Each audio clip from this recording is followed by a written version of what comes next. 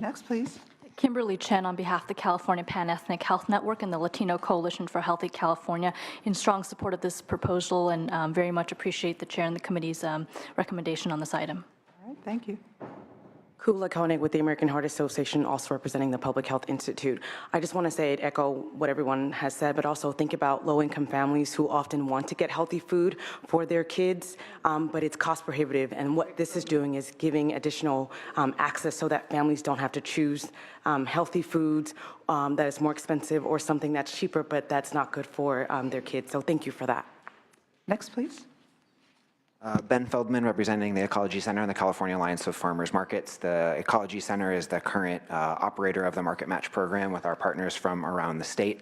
As Michael mentioned, the program is offered at 250 locations in the state. That includes almost 40 community-based organizations that support the program in their communities. This investment by the State General Fund of $5 million, we expect will be matched by additional $5 million from the federal government as well as private funds, and we are here in strong support of this request. Thank you. All right, thank you. And last, welcome. Hi, Brenda Ruiz on behalf of Sacramento Food Policy Council, on behalf of Slow Food California, an association of 35 slow food chapters throughout the state, and on behalf of the California Food Policy Council, another association of 29 food policy councils throughout the state, in strong support of the recommendation. Are there any questions from the committee members? If not, is there a motion to this? Yeah. So move, and I'm just real supportive of the concept and seen it in action over the years, the increased ability of people to access healthy food and also promote the extension and the economic viability, especially small family farms year-round. And it's an incredibly important program for health reasons, economic reasons, and the viability of keeping agriculture in our state. So I'd like to make a motion to approve that. All right, it has been moved. I have one question of the staff, actually. When this was stricken from the last budget, was there agreement with the Assembly? And is there now agreement on the Assembly? Yes, the Assembly agrees. All right, and last time then, it was stricken by the governor. All right, then I think it's clear where you have to advocate. All right, the motion is to approve $5 million to CDFA for the Nutrition Incentive Matching Grant Program. Please call the roll. Senator Wolk? Aye? Senator Nielsen? Aye. Senator Pavley? Aye. All right, that is approved, 3-0. Madam All Chair, right. if I may, Thank you very much. Yes. For the record. For the record? Yeah, just I like thought to you were say- good on the record. just like You want it to be general fund. It'll be general fund. position, since it's not part of the governor's initial proposal. Agreed. It's not, but the bill was signed. I don't know. Anyway. Above my pay grade. California Public Utilities Commission, we have a vote-only calendar. We will divide the vote-only calendar following items. First, we will deal with item 2, item 3, item 5, 6, and 9. Those are the Green Tariff Renewables, SB 793 and 43, SB 541 for higher transportation carriers, CPUC enforcement, that is item number 3. Item number 5, ongoing implementation of 1414 demand response programs, and item 6, e-filing administration support for eFast. Is there a motion? Moved by Senator Nielsen. Please call the roll. Senator Wolk? Aye. Senator Nielsen? Aye. Senator Pavley? Aye. Supported. Those items are supported 3-0. Items 1, 4, 7, and 8. Is there a motion? So move. And they are, 1 is 693, the Multifamily Affordable Housing Solar Roofs Program. 4 is SB, pursuant to SB 350, Clean Energy and Pollution Reduction Act, and 802, Energy Efficiency Legislation. Item 7, Human Resources Workforce Planning and Development. And item 8, the 1266 Electric and Gas Corporation's excess compensation. All right. We did have a motion. Senator Pavley, please call the roll. Senator Wolk? Aye. Senator Nielsen? No. Senator Pavley? Aye. All right. Those items are supported 2-1. All right. Moving on to the Division of Safety Advocates.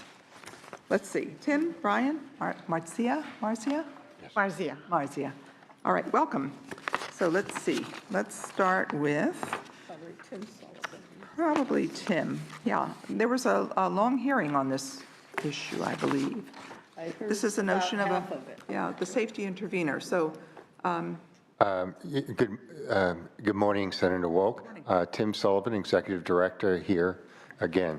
Yes, on Tuesday there was an extensive hearing chaired by Senator Hill on issues associated with the Division of Safety Analysis, and he explored how this proposal fits into a safety management system, and he wanted to be very clear on exactly what it did. I don't want to repeat too much, but basically we have proposals dealing with what's called a safety policy, a safety risk management, and safety assurance. Indeed, the proposal that you voted on just a second ago on Aliso Canyon deals with monitoring and inspection with the safety insurance. What is missing from a safety management system is what's called safety promotion. And our proposal is to create a division of safety analysis that would do two things. One, it would drive a safety culture change within the commission through advanced seminars and links to the academic community. Indeed, our proposal was drawn up with input from the UC Center for Catastrophic Risk Management. And so it would conduct training and try and be an agency that turns the agency away from looking at the present and the past into looking at what we can do to address infrastructure safety needs going into the future. And a companion piece to that, this agency would be responsible for advocating safety in all proceedings that dealt with safety measures. Once again, that would be different from the Safety and Enforcement Division, which provides, enforces the law, does monitoring, does citation, and advises judges on the information before them. The goal of this group would be to develop a record and make sure that the commission as a body addresses safety issues. With me, I have Deputy Director Ryan Doolin, who can talk on all the budgetary proposals, and Marzia Zafar, who is the Director of the Policy and Planning Division, and she did most of the heavy lifting with this particular proposal, and she can address any question in detail. okay. One of the things I would like addressed as we move forward is, I think the basic question, this is going to be held open, but why not a policy bill, echoing Senator Nielsen? So there's, it's a big change. yes. So why not? And I'm not sure people would be opposed, but it's, there's a lot to be determined here. Who's accountable to whom, and how does the intervener intervene? Yes.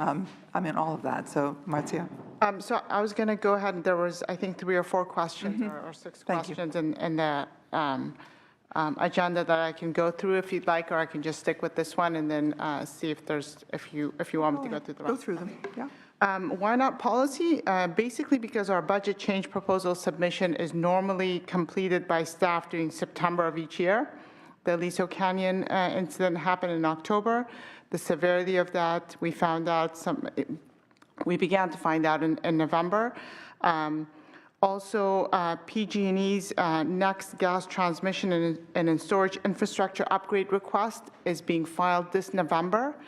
We would like this division to actually intervene in that application beginning January of 2017. We've waited for an intervener to come in and handle this process, to basically provide that testimony on the record since 2010. We've been encouraging interveners to do that. It's just for our proceedings have always been cost heavy. And we held a few workshops in 2011 saying, how can we bring a safety perspective into this? Our outside interveners usually bring economists and lawyers as witnesses. We're hoping that we're going to bring engineers as witnesses. And the overall gist of it is that it's a timing issue. We had the Liso Canyon. The BCP process is around September, October of every year, and the PG&E GTNS case is November of this year. So we can't wait, or we don't want to wait anymore. The next question was, should we use existing resources? This is a proposal. It's not the only solution. We believe that we need to fill a gap. And so long as it's done as soon as possible, we're amenable to that.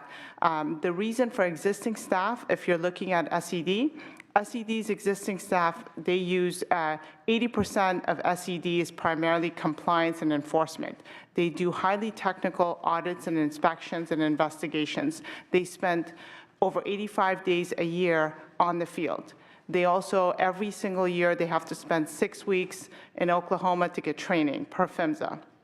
So you can't really, it's out of operational necessity for us to add additional staff. We cannot expect the same staff to be on the field all the time, to go to training every single year, to keep records on investigations and audits, and in addition to that, also do GRC testimony or infrastructure upgrade application testimony. And it's also a little bit of a different skill set. Those inspectors and investigators are looking at micro detailed analysis of one issue. What Division of Safety Analysis will do is they will take these micro detailed analysis and look into patterns of larger safety gaps. The next question was, will the safety intervener have any influence?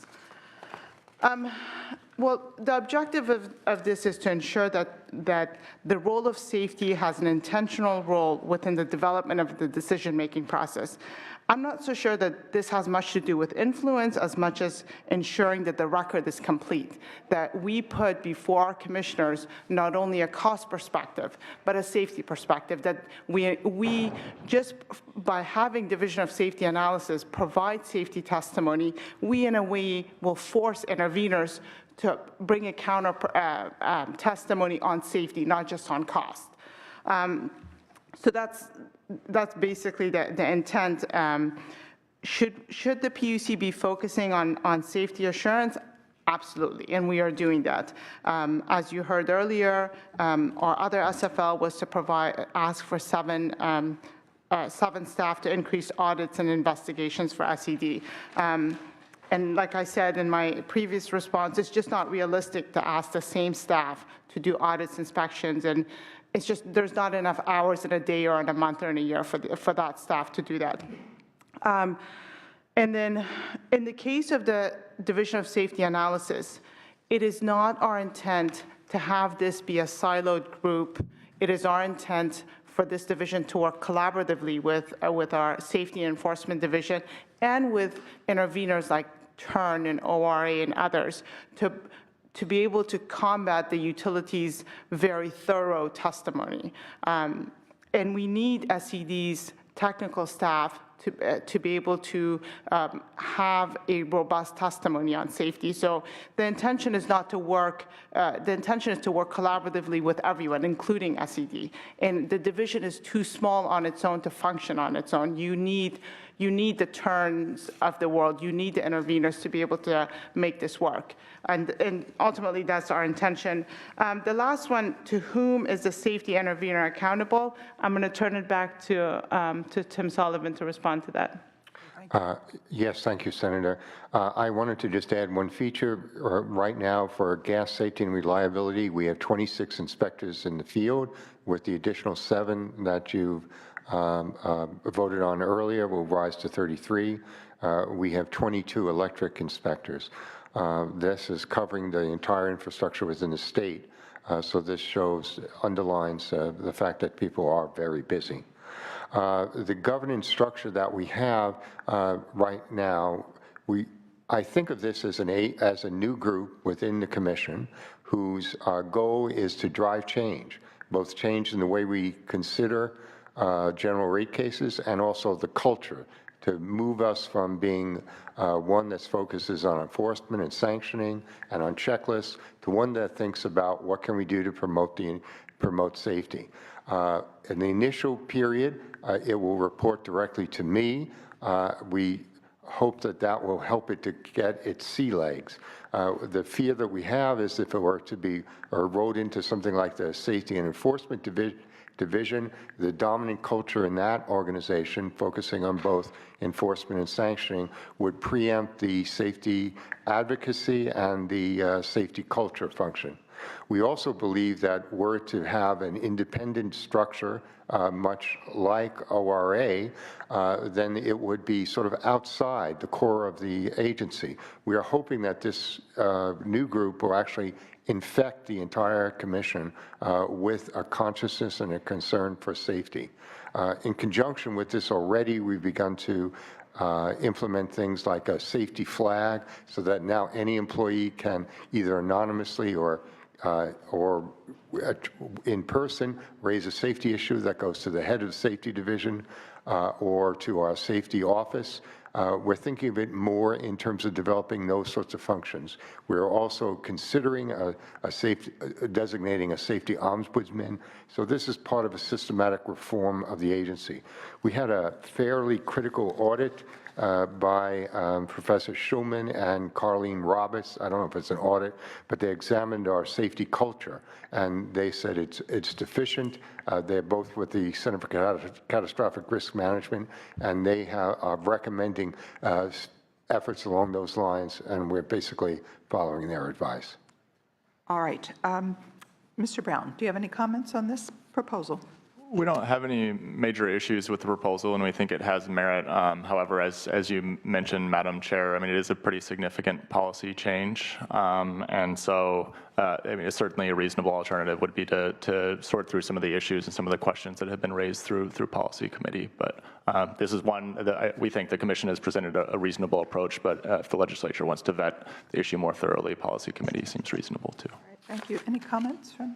No? Finance? Okay. Any public comment on this issue? Any comments from the committee?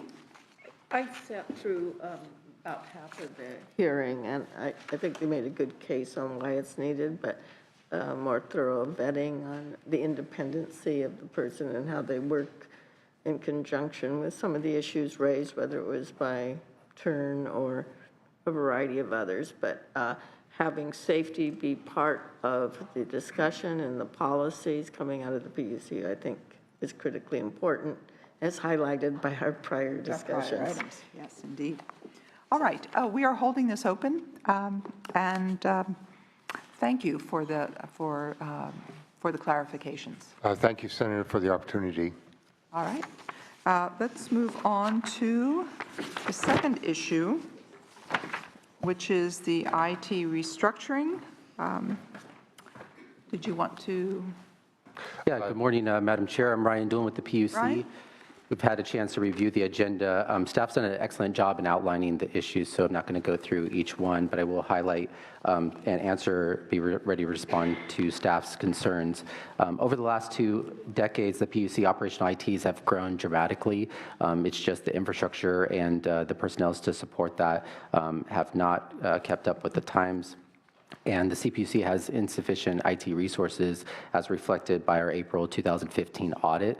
So we're asking this proposal before you to cover staff. There's $3.4 million distributed across 12 CPUC funds, asking for 24 permanent positions. They're going to be covering IT service desk, information security, enterprise services and infrastructure, application and project portfolio, mobility support, IT acquisitions, and enterprise architecture. We are in agreement with the staff's recommendation to approve the proposed BCP. The other thing is staff did raise a question on, given the salaries of IT staff in the San Francisco Bay Area, how does the commission address that? Right now, we currently have no vacancies in our IT area, so actually it's one area that we're doing extremely well in, even though we don't have enough staff to actually do all the projects. And we also feel like the Bay Area does have a vast IT pool that we can actually tap into. In addition to that, CalHR does have a 5% differential for IT professionals in the San Francisco Bay Area. And in addition to that, Executive Director Sullivan is looking at alternative ways to put really the right job in the right place. So we have other facilities in Los Angeles and Sacramento where I spoke to earlier, our earlier session, as far as the data center here in Sacramento. We are taking advantage of that, working with our control agencies as Department of Technology. So we're just going to be putting the staff where it makes business sense. So we are open to that, and we do have the tools available to us to accommodate that request. Are there any questions from the committee? All right, I see some public comment. Please come forward. Madam Chair, members, Chuck Cole on behalf of the California Moving and Storage Association. We strongly support this approach. We think it flows from some of the discussions that Senator Hill had last year on his SB 512, and we do think it'll help to improve the enforcement by the PUC. Okay. Madam Chair and members, Josh Pane on behalf of the California Bus Association. We also support this effort. We think what the witness just said about the technology difference, that's another good reason that the PUC should be entirely in Sacramento. So we would support that effort as well. I know the chair or the president believes that too, so come join the 100 people that are here, that exist here with the PUC, and we'd love that too. Okay, thank you. Thank you for that. All right, the staff recommendation is to approve as proposed and adopt placeholder trailer bill language to ask the CPUC to report. What's wrong?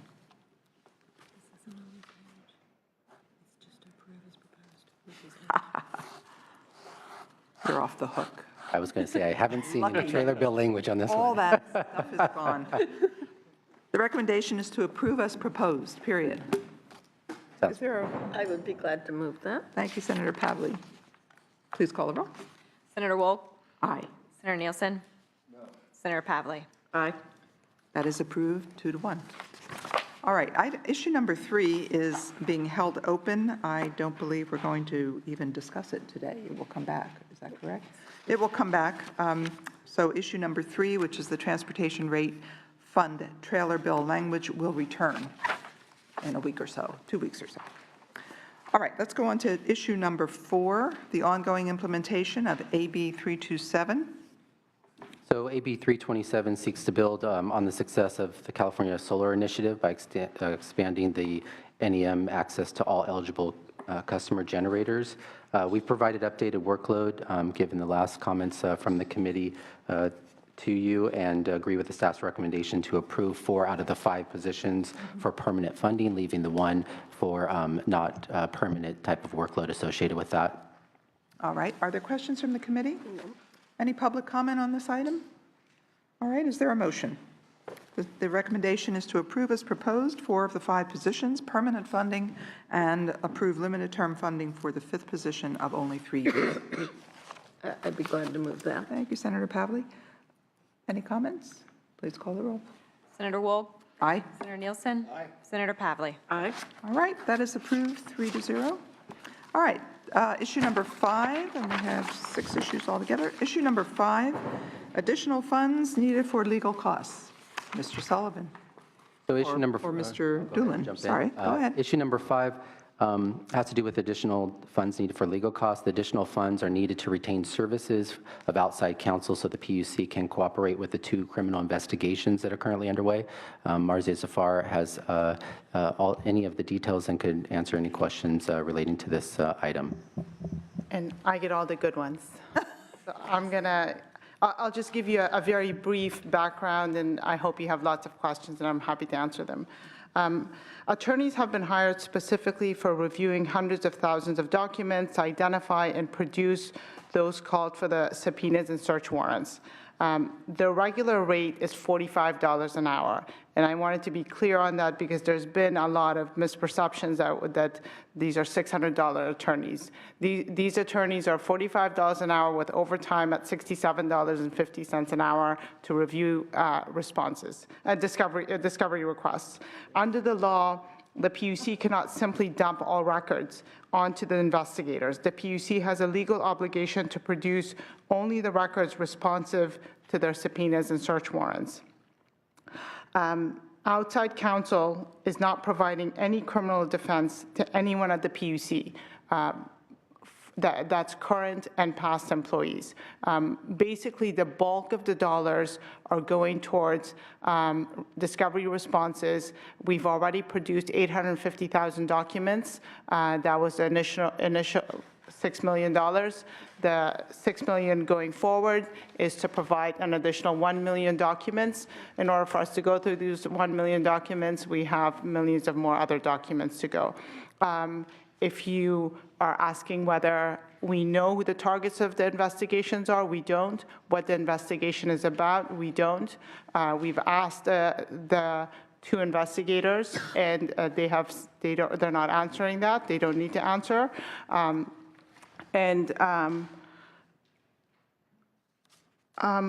Also, there was another misperception that I think that we were asked that, we hired these attorneys before we got the first subpoenas and search warrants, and I believe you guys all have the one-pagers that we have put out there. No, not one-pager? I think so. Okay. No? There. But the one-pager gives you the timeline of when the investigation started and when we actually hired these attorneys. Basically, it started September 2014, and we hired our attorney on November 24th, 2014. So the time in between. I would love to respond to any questions you may have. Senator Wolk, may I say something?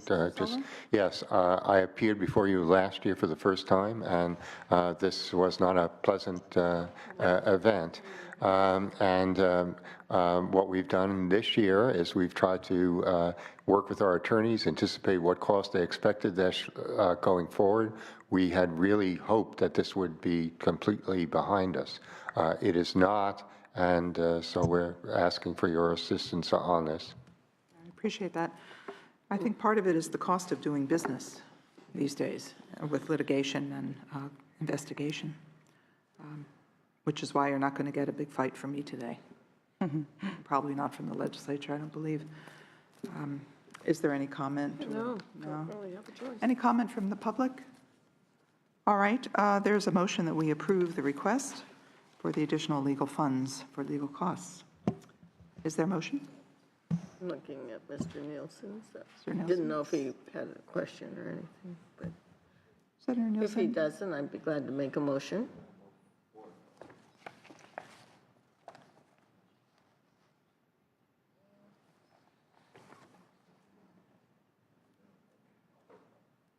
All right. Thank you, Senator Pavley. Please call the roll. Senator Wolk? Aye. Senator Nielsen? No. Senator Pavley? Aye. All right, it is supported 2-1. Thank you very much. Let's look at issue 6, which is cleanup proposed trailer bill language. Has to do with the definition of government of wording in SB 178. The recommendation is to approve the placeholder trailer bill language. It is cleanup language. Is there a motion? I can do that. All right, Senator Pavley, any comment from the committee? Any comment from the public? Seeing none. No comment. All right, it is a motion. Please call the roll. Senator Wolk? Aye. Senator Nielsen? No. Senator Pavley? Aye. All right, it is approved. That item is approved 2-1. All right, staff, are we done? Nothing I missed? All right, thank you, everyone, Thank you, committee. including my colleagues.